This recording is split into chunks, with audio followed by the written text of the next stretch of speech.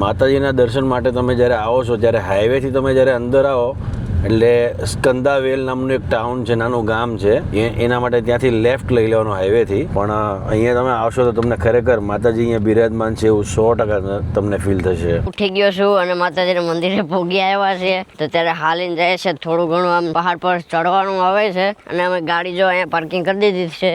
મહાકાળી માના દર્શન કરવા જઈએ છીએ. સ્કંદાવેલ આશ્રમ છે અહીંયા.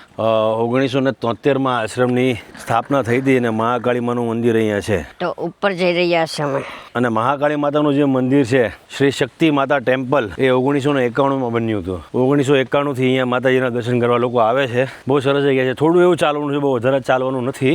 અને આ અહીંયા મંદિર અને આશ્રમ બનાવવાનો હેતુ ફક્ત એટલા માટે હતો કે ભાવ, ભક્તિ, શ્રદ્ધા, ધર્મ લોકોમાં જોડાયેલો રહે, લોકોમાં ધર્મ અને લોકો પ્રત્યેની જે સેવાની જે લાગણીઓ છે બંધાયેલી રહે, એટલા માટે અહીંયા આ બનાવવામાં આવ્યું હતું.